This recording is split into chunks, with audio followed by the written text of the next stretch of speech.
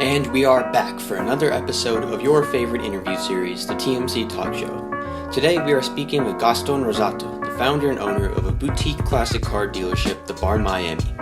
In this episode, Gaston tells us the strategy behind flipping cars. I ask him what it's like to meet two Chainz, and as a special treat, Gaston sings his favorite songs from Beauty and the Beast. And I use antlers in all my decorating. All of this and much more coming to you right now on the TMC Talk Show. All right, so for my first question, let's just start with an easy one. What ignited your passion for cars?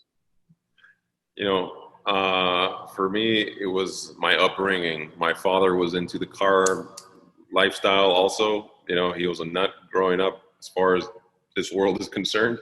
And, I just absorbed it as a kid. I always say I almost basically never had a choice but to love cars. And your dad was a used car salesman, right? Yeah, he had his own dealership. He owned a dealership. He had a mechanic shop. He had finance companies. He was more in the traditional business side of this industry, but, always a gearhead primarily, of course. One thing that I found really interesting when I was kind of researching into your childhood. So you bought your first car for $100 at the age of 9 with hopes of flipping it for profit, right? And my question is, when you came to your parents telling them that you wanted to flip a car, what was their reaction? Well, I thought it was just a normal thing to do, right? That's what my dad was always doing. So I didn't think I was doing anything outside the box. I was just following footsteps, essentially. And no, my dad was just super excited. There wasn't much convincing to do there at all. It was a matter of let's go do it. That was it. Yeah, like flipping cars, from my point of view, seems like a really tough game to master, right? I mean, there's only so many cars on the market that become collectible or desirable. And then on top of that, you have to time a purchase to perfection in order to make a decent profit, right? So when you're considering flipping a car, what are a few qualities or characteristics that you look for in particular? Well, what you're saying is very true. And I always say, I never worry about the sale of a car. The car will sell itself if it's a good car, right? Especially if you have today all the digital marketing, there's tons of platforms and resources to be able to market a car. That never worries me whatsoever. And there's an old saying that doesn't only just apply to the cars, but people that buy and sell for a living. It's that you don't make your money on the sale, you make your money on the purchase.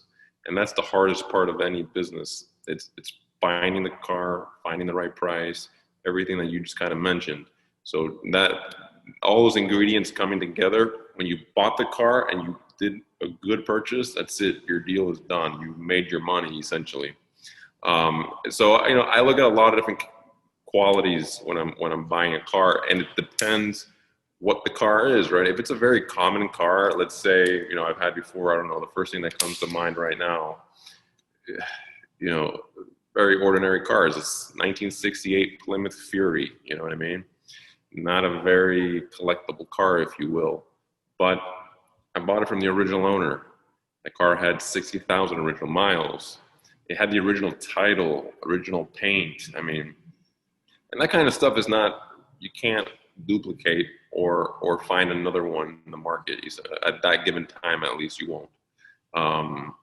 So when a car becomes less rare, I usually want to have the best one of its kind, the low mileage, the one owner, the original everything, right?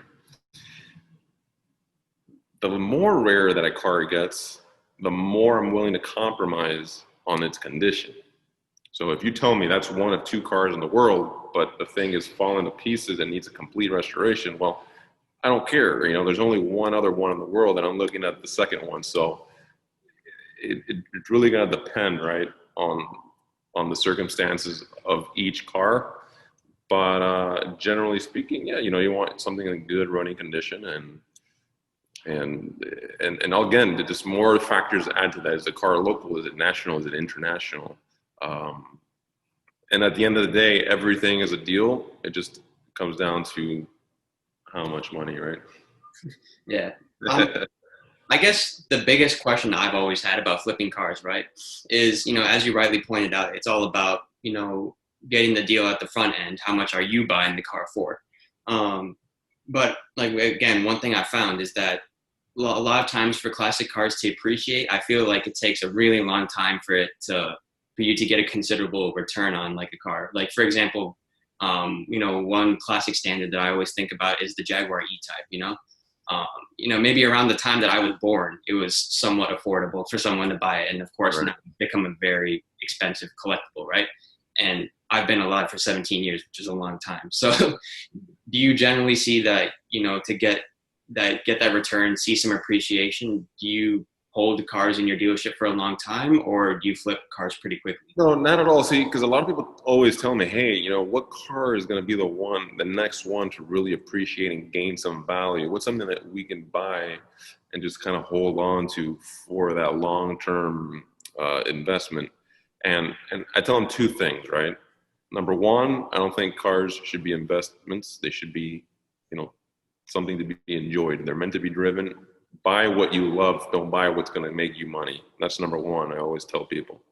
Number two, it takes an extreme amount of money, capital, and resource to buy a car and just put it away. Because it's not just the money that it costs, it's the money that it costs to maintain, and it's the money it costs to keep somewhere. You need to store, cars are big, and you need a lot of space. And 10 cars is a significant space, or 20 or 30 cars, and that's not cheap. So I think you actually make more money. Let's give you an example, and just to throw out random numbers, right? I buy a car for $100,000, and that car in 10 or 15 years now becomes $500,000. That's a really nice investment, definitely. There's no question about that.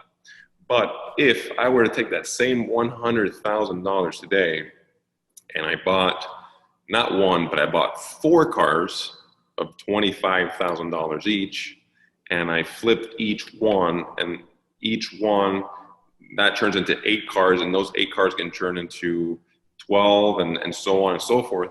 In about 10 or 15 years, I'll make a lot more than $400,000 than that one car, you know what I mean?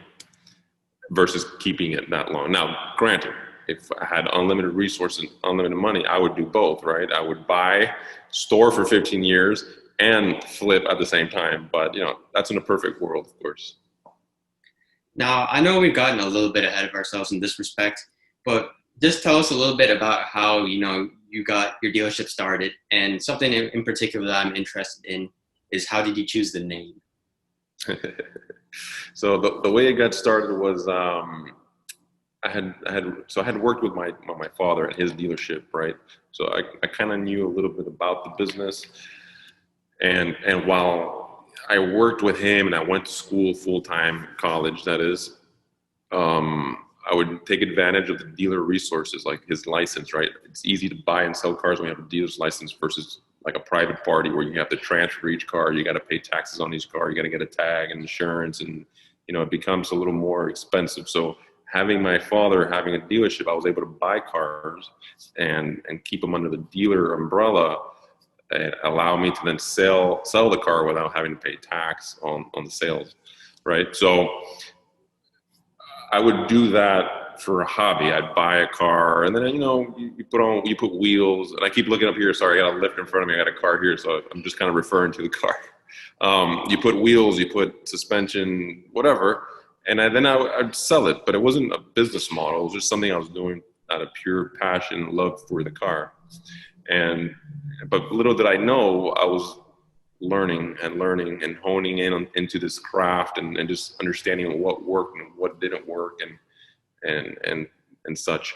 So, long story short, my dad he closes the dealer in 2008 because the economy was terrible in that time. I had just graduated college. I had to go find a job. That wasn't exactly easy. Okay. I was jobless for a long time. And ultimately I find a good job in the corporate world as a insurance adjuster. And I did that full time. And it was a 9 to 5, Monday through Friday. I had a company car and healthcare, and it was a good place to be. But on the side, I couldn't help myself. I was still buying cars for fun again, and then selling. I said, you know what? This is something I love. how can I turn this into a full-time business, or at least make it sustainable? So I just started buying and selling. So I'd work early mornings when I get out of the office. I'd work on weekends. And when I say work, I mean, looking for cars, going to see these cars, buying these cars, shining them up, wrenching a little bit if I had to, or this car is missing this, and then advertising them. And sure enough, I started making a little profit on each car. And I did that. And I wouldn't spend any of that money. That money was only dedicated to buying and selling my cars and growing my capital. So one day I can do this full time. And, the transition to that full time took a course of several years, and there were several things in between, right? But ultimately, that's how it started. It was a side hustle that turned into full time, and it started with one car in my one car garage. You know what I mean? It wasn't anything fancy, and it wasn't any fancy cars either. I promise you that. And when things started getting a little more real and a little more, okay, this is a bigger deal now than that one car garage and one car. We needed a name, right? We needed to come up with a name. And I had a really clever, nice name in mind. And when I go register, it was taken. And I was kind of just like, oh, wow, what do I do now? And my wife, who knows nothing about cars, would always sit with me. And my TV is always turned on to, at the time, was Velocity Channel, which is all cars. Now it's Motor Trend Television, I believe. And she would just overhear these conversations on TV all the time, and she picked up on the term barn. Like a barn find, it's very synonymous in the classic car world. And she goes, "Why don't you call it the barn?" So she came up with a name. I said, "Go for it." Yeah, that's pretty clever, actually, because that barn find, that term did pop into the back of my head when I was thinking about it. It does make sense, selling classic cars. Barn. If you're in the automotive world, it makes total sense. If you're not into cars, you just don't understand, well, why would you call this place a barn? Yeah. Well, at the barn, is your main business philosophy still centered around finding cars and then trying to flip it, or have you tried to maybe operate it more like a conventional dealership? No, listen, when opportunities present themselves, you have to go for it, right? So a good deal comes along, a nice car at the right price, you buy it. And then, our job is to market the car properly. So sometimes, and not to say that the car wasn't previously marketed properly, the best deals come from word of mouth or cars that are off market. And for me to sell these cars, most of the cars you see back here have all been purchased off market, because there's some sellers that just don't want to deal with having to put an ad, have people come over their house, have people, wheel and deal and tire kicking and financing and this and shipping cars. And it's just a little overwhelming. And there's a safety, factor to all that, especially now with all this coronavirus. You want to come in contact with as least as possible. So a lot of people just don't want to deal with that. And they call reputable dealers. And that's the beauty of being in the business such a long time now, because we can get these phone calls on a weekly and daily basis. Not all deals work out, either because it's not the car we're looking for, or it's just not the price or the condition or whatever the circumstances may be. But, I don't only buy and sell. Okay, that is the primary business. But sometimes after so many years, we develop good relationships with a lot of clients and a lot of customers. And they'll say, "Hey, Gaston, I'm looking for this car." You know what I mean? And the one that just happened now was, he goes, "I need a G-Wagon AMG 63, this color, in this price range, with this mileage bracket." I go out and I find the car for him. I'm not going to obviously resell the car. The car's already sold, and there's a predetermined fee involved for my service, and that's it. Sometimes you have clients that just want representation of their car because I can't offer what they want. They want to get more retail value out of their car or more top dollar. Well, I'll represent the car for them on a consignment basis. That's also a part of the business. Why is Miami the perfect place to run an exotic/classic car dealership? Miami's a young town compared to other cities like New York and California and Chicago. It's a very young town. And and it's a melting pot of the world. Okay, we have everyone here is from somewhere else. You really don't, a Miami native doesn't really have a particular stereotype, and we're all immigrants of some sort or to some extent, and geographically we're also located in a very strategic point in the world where it allows us to ship cars to Central South America and Europe, because we have our own ports here. And a lot of European buyers prefer buying on the East Coast versus the West Coast because there's less logistical, you don't have to, it's going to cost you less, and the time and the efforts. In addition to running the dealership, right, you have your own personal car collection. So tell us a little bit about those cars that you decided not to sell and instead keep for yourself. I wish I could keep them all. That's the fact. Unfortunately, I don't have the space or the monetary capacity to do so. And so my rotation does rotate. It might be one car and it might be 3 or 4 cars. It really depends. I don't get too caught up. My dad always taught me, don't fall in love with your cars. That's when you're going to start losing money. And he's certainly right. And sometimes I get a little caught up, but I can't help. I do it for the love of cars, not for the money. So, right now the car in my personal collection is that little 67 Alpha step nose you see right here. I bought that car last year on my birthday, so I've owned it just a little over a year now. I put a lot of money into the car. I'm not done with it yet. I don't have any specific goal in mind, but as things continue, I add or I do or I change or whatever the case may be. Right above me, you can't see here. Let me see, maybe I can point the camera. There's a 355 Ferrari right there. Oh yeah. I've had that in my collection for maybe 4 years now, give or take. And even this little Fiat right here, I've also had it for 3 or 4 years. Sometimes certain cars just call to you, or it just makes sense to keep them. I just enjoy driving them. That car is full of patina. It's got little scratches, it's got dents, it's not a very expensive car at all, but it has character and it's fun to drive. So those cars that are, in your showroom right now, do you kind of them at maybe as part of your collection, or is it kind of like a story? No, I started doing what I do because I knew of all the cars I've always wanted and all the cars I want in my collection, but I knew I can't afford them all. So doing what I do gives me the opportunity to own them for this long and enjoy them that long, you know what I mean?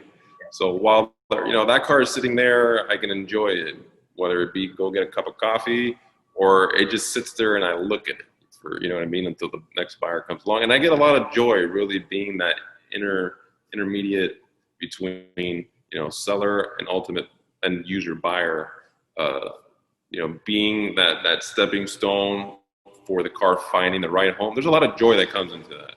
And I think, you never own a car fully. It doesn't matter.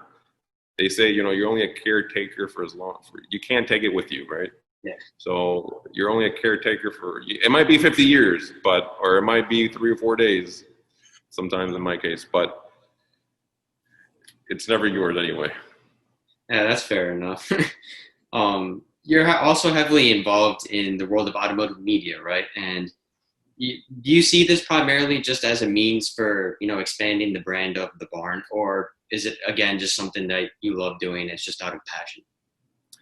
Listen, I think it's a little bit of both. There's definitely a strategic marketing plan behind that, but it's also a way to, there's so many great platforms that exist today, just like what you're doing now, and sharing your love and expanding the community and just tying this world together, just really make more things happen, right? And I love sharing what I have, not from a ego standpoint, just out of love for the cars, and that's all. So yeah, we do have a YouTube channel, that we started showcasing cars on, and we have the Instagram, we have the Facebook, and we have all the different platforms, and I've ridden for a couple, even from my university, you know, for the Alumni Association. I've done car reviews with them, and I've done wherever I can contribute something, I do it. And it's more out of the car culture than anything else. That's my number one goal, the car culture. Well, one thing I found really interesting about, your contribution to automotive media, you helped out Jerry Seinfeld with the show Comedians and Cars Getting Coffee by providing a car for his episode with Kate McKinnon. Did you get approached because Jerry specifically wanted to drive a car you had in your collection, or was it the other way around and you were kind of offering to provide a car for the show? No, not at all. We got a call from them, and they wanted a Fiat 600 Multipla for the show. That was the car they were looking for. So we were very fortunate. You know, there's not a whole lot of those cars, so we were very fortunate at the time to have one. And as soon as if I got the opportunity, when Jerry calls and he wants a car, you go for it. So. Like, did you get to meet him in person? Like, Jerry? I did. Yeah, I flew to New York, and we did some filming there in Central Park in New York.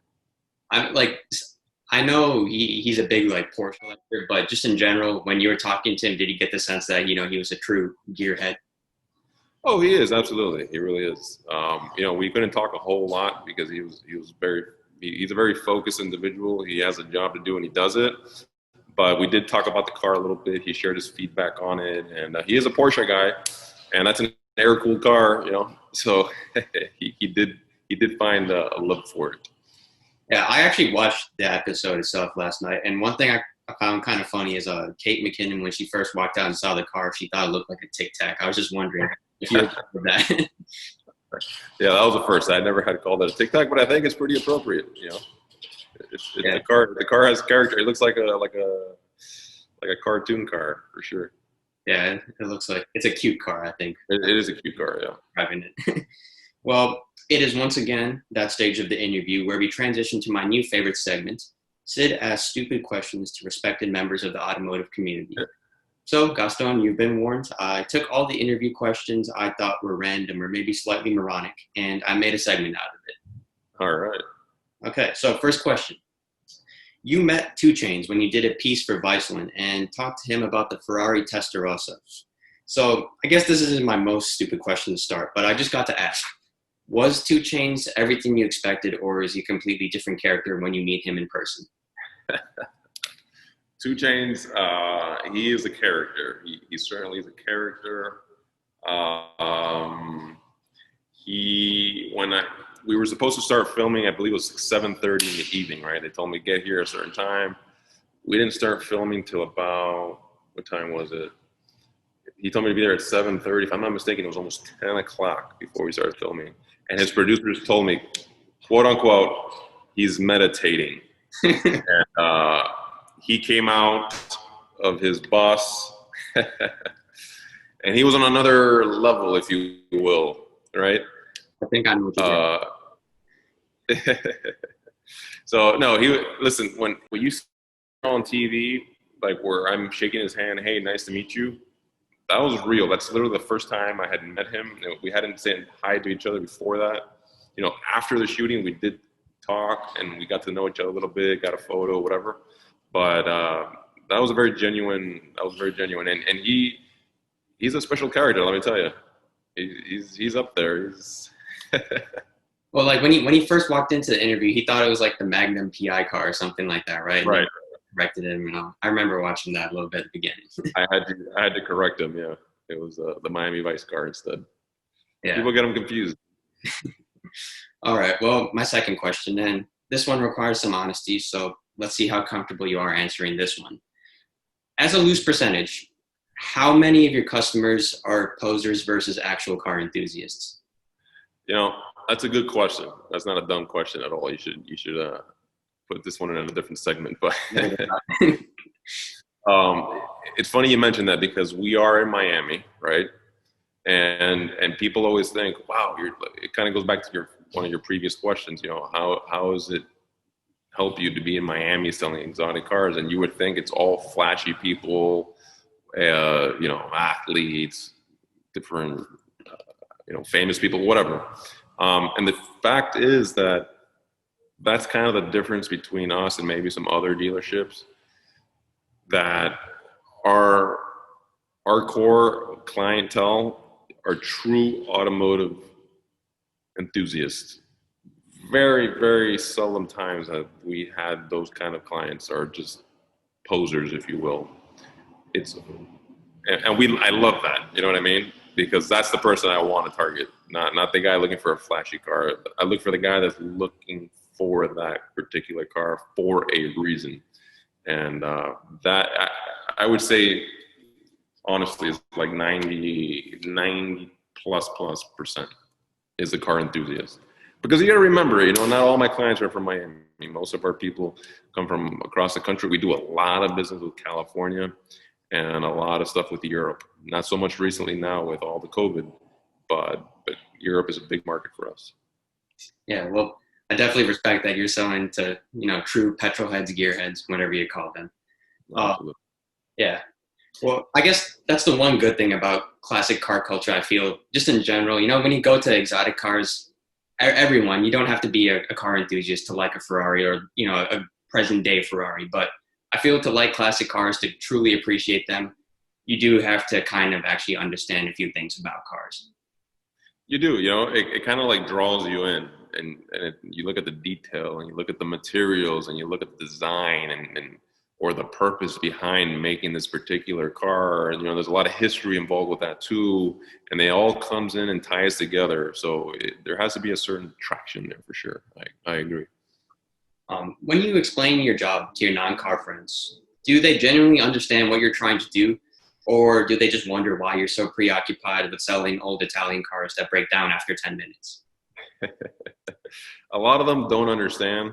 I do have friends who are not into cars at all, and they just think I sell to all the rich and famous. You know what I mean? And just because, you know what I mean?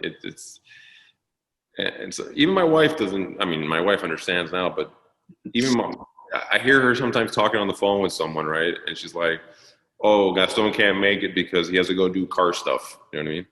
It's like, no, I'm not doing car stuff. I'm working. Call it work at least. Well, I mean, I guess that's not the worst thing for people to think that you work with rich people, right? Yeah, or they think I'm just playing all the time, you know what I mean? Because they look at the Instagram, you're driving cars and these fancy shots. But, the fact is that there's a lot of work. Okay, well, I'm going to circle back around to the Viceland segment. So when they introduced you on camera, they say that you use antlers in all of your decorating. I feel like there has to be a story there. I was extremely confused by that when I saw it the first time. My wife and I were like, I use antlers in all my decorating. It made absolutely no sense. I didn't know where it came from, and I had no one to ask, to be honest with you. However, I do have a young daughter, and I was at home one day, we were watching a movie together. And we're watching Beauty and the Beast. I don't know if you've ever seen that movie. Gaston is obviously a character. And there's a very famous song in that movie, Gaston, Gaston, da, da, da, da. Okay, there's a part that he says, and I use antlers in all my decorating. And we're like, whoa, that's where it's from. I actually did not make that connection because when I first saw your name, I thought about, okay, Beauty and the Beast, obviously, but I didn't think that specifically. So it's a Disney reference. Yeah. Yeah, I mean, I guess you got to give whoever was producing that Viceland episode, you got to give props for them, right? They're pretty good, let me tell you. They're pretty good. All right, well, my last question. What is your biggest pet peeve as a business owner? What is something that, customers or potential buyers do that you wish you could just call them out on it? Oh, man. There's a lot of those, but the one that comes to mind right now is, well, I just saw one advertised for, this much. Lowballing you? Yeah. No, not lowballing me, but comparing what I have with someone else's car. And, well, if that car is so great and so cheap, why do you keep talking to me? Why do you keep calling back? You know what I mean? So there's obviously something wrong with that car, or there's something that you don't want to consider about it at all. So don't use it as leverage, to bring down my car. Because the fact is that these cars they got to be compared on a case-by-case basis.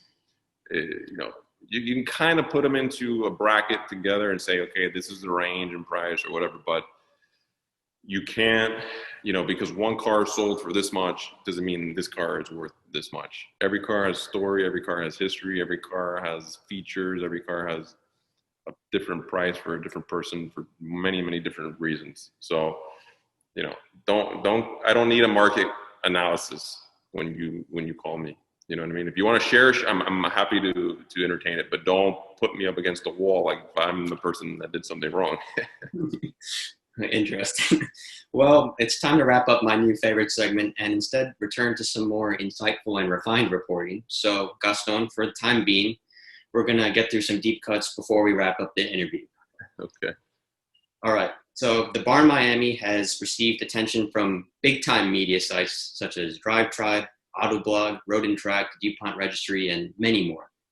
Throughout the world, you see a lot of buzz, or I guess I should say throughout the automotive world, you see a lot of buzz created around your business. My question is, why do you think what you've created is so special, and why has it become this entity that everyone wants a piece of? I'm very proud of that because I think, it almost goes back to what I told you before. There's a strategic part to that, and there's also just the pure passion, right?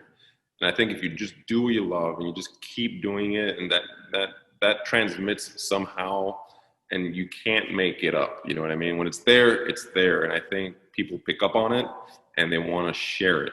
And, all the media that I have, everything that you just mentioned and many, many more have all come to me. I don't have a PR person. I don't go knocking on doors looking for, I'm not to say that I haven't. Okay. I have before. Yes, I have more recently, but, I love the fact that, I don't know, we have, everybody has their own little form of doing things and their identity. And the barn has kind of formed its own identity over time, kind of on its own. And that I could have never planned. I could have never said, okay, I want it to look like this or be this or attract this. I just went with it. I did what I loved. I bought the cars I thought I should buy. I sold to the people. And it's so funny over the years how just like dots start connecting between everybody that you start to know and how things start to happen. All of a sudden you look back and you wonder, wow, how did this happen? Well, you start thinking, oh, wow, I did this, I did that, I did this. I met that person, this person introduced me to this person, and things happen. So, I think it does have a very particular personality. I'm not exactly sure how to describe it. It'd be interesting to see it from a third party point of view. But, we're very proud of that. As the founder and owner of the barn, you've obviously got to enjoy some pretty crazy experiences. So what do you think is the most profound lesson that you've learned since incorporating your business back in 2013?